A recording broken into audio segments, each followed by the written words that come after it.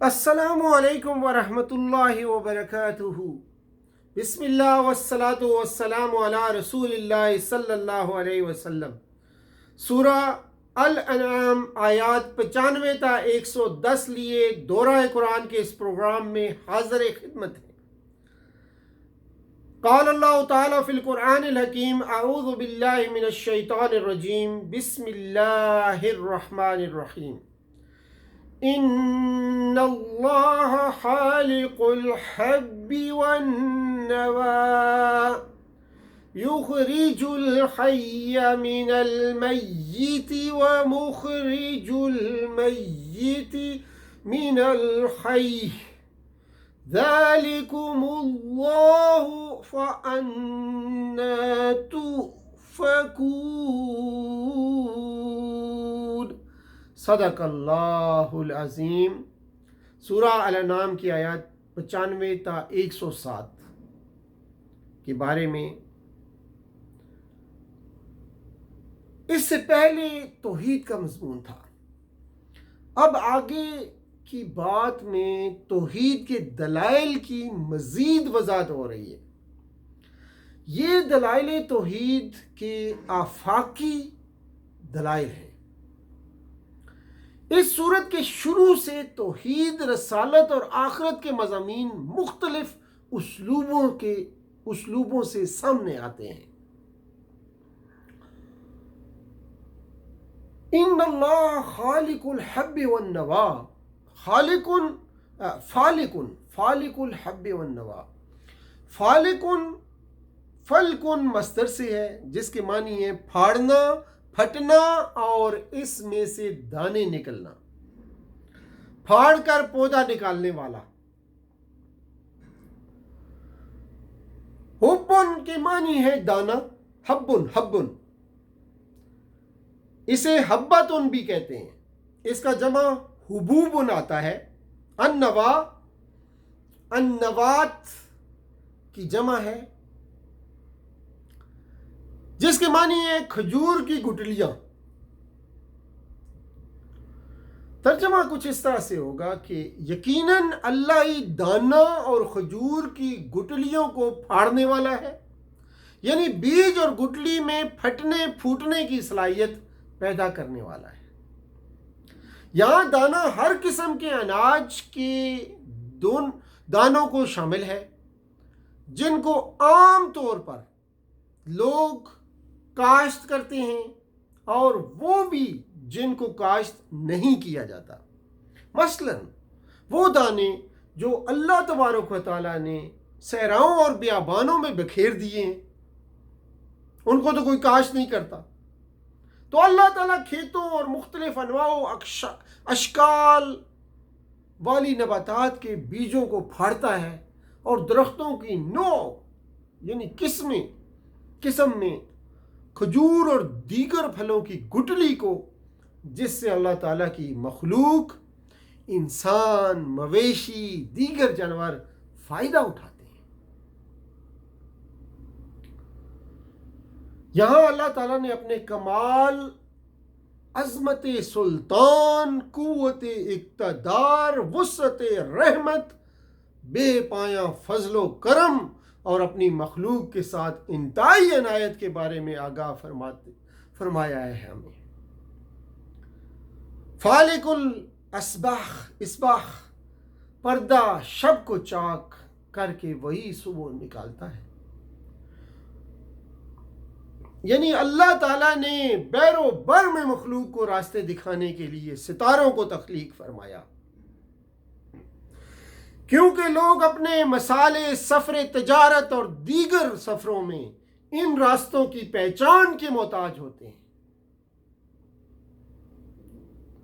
اور وہی ہے جس نے ایک نفس سے تم کو پیدا کیا، پھر ہر ایک کے لیے ایک جائے قرار ہے اور ایک اس کے سونپے جانے کی جگہ ہے۔ یعنی نوع انسانی کی تخلیق اور اس کے اندر مرد و زن کی تفریق اور تناسل کے ذریعے سے اس کی افسائش اور رحم مادر میں انسانی بچے کا نطفہ قرار پا جانے کے بعد سے زمین میں اس کے سونپے جانے تک اس کی زندگی کے مختلف ادوار میں بے شمار کھلی نشانیاں موجود ہیں۔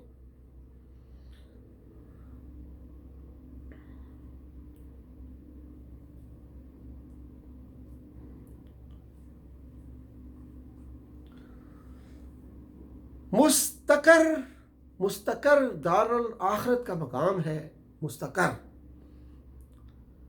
جنت یا دوزخ ہے، اور انسان کی ابتدا سے آخرت تک جتنے مراحل اور درجات ہیں وہ سب مستعودہ یعنی چند روز قیام کی جگہ ہیں، خواہ شکم مادر ہو یا زمین پر رہنے کی جگہ یا قبر اور برزخ ہو۔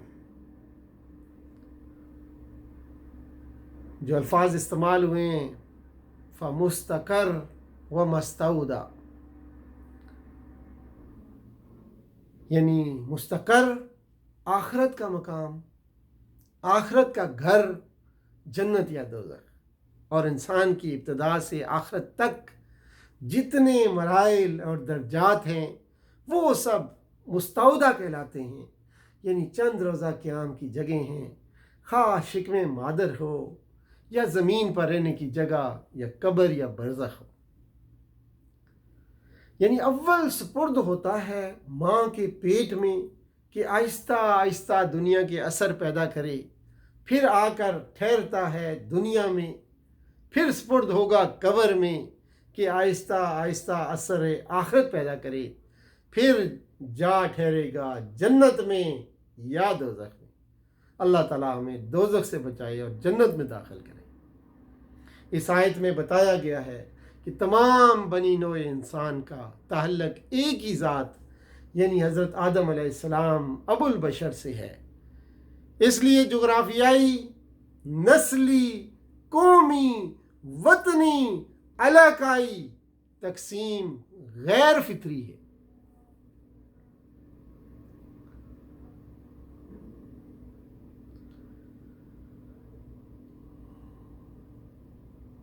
آگے ارشاد ہوتا ہے نگاہیں اس کو نہیں پا سکتی اور وہ نگاہوں کو پا لیتا ہے۔ ادراک دیکھنے کے بغیر کسی چیز کی حقیقت تک پہنچنے، اس کو پا لینے اور اس کا احاطہ کرنے کو کہتے ہیں۔ حضرت ابن عباس رضی اللہ تعالیٰ عنہ فرماتے ہیں کہ دنیا میں نگاہیں اس کو نہیں دیکھ سکتی اور آخرت میں مومن اللہ کو دیکھ سکیں گے۔ کسی شاعر نے کیا خوب کہا ہے، تو دل میں تو آتا ہے سمجھ میں نہیں آتا، بس جان گیا میں تیری پہچان یہی ہے۔ رومی کہتا ہے، فارسی میں اس لیے پیش نہیں کروں گا، اسی طرح سعدی کا بھی ایک فارسی کا شعر ہے، یعنی وہی ہے، مطلب بیان کر دیتا ہوں کہ یعنی وہی ہے جس کے علم نے ظاہر و باطن کا احاطہ کر رکھا ہے، اس کی سماعت تمام جہری اور خفیہ آوازوں کو سنتی ہے اور بصارت تمام جھوٹی چھوٹی بڑی مرئیات کو دیکھ سکتی ہے۔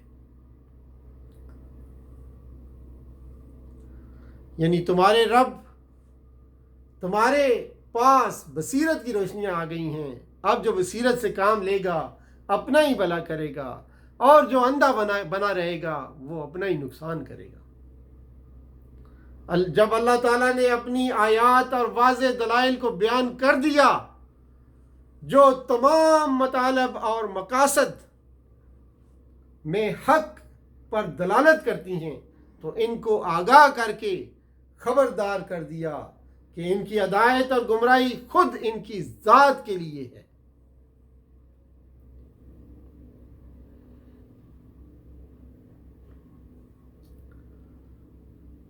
آگے آیات 108 سے 110 میں بیان ہوتا ہے، یہاں اللہ تعالیٰ نے اہل ایمان کو ایسے کام سے روکا ہے جو بنیادی طور پر ناجائز نہیں ہیں، اور وہ مشرکین کے معبودوں کو برا کہنا، جن کے بت بنائے گئے اور جن کو اللہ کے ساتھ معبود بنا لیا گیا۔ لیکن چونکہ یہ کام مشرکین کے لیے اللہ رب العالمین کو سب و شتم کا ذریعہ بن جاتا ہے، جس عظیم ذات کی ہر عیب سے تنزیہ واجب ہے، اس لیے مشرکین کے معبودوں کو برا بھلا کہنے سے روک دیا گیا۔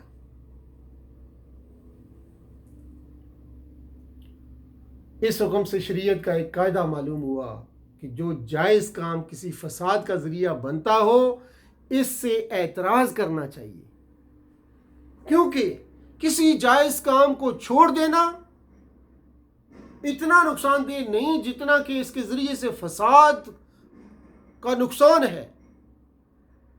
جو جائز کام کسی فساد کا ذریعہ بنتا ہو اس سے اعتراض کرنا چاہیے، کیونکہ کسی جائز کام کو چھوڑ دینا اتنا نقصان نہیں دیتا جتنا اس کے ذریعے نقصان فساد کا نقصان ہوتا ہے۔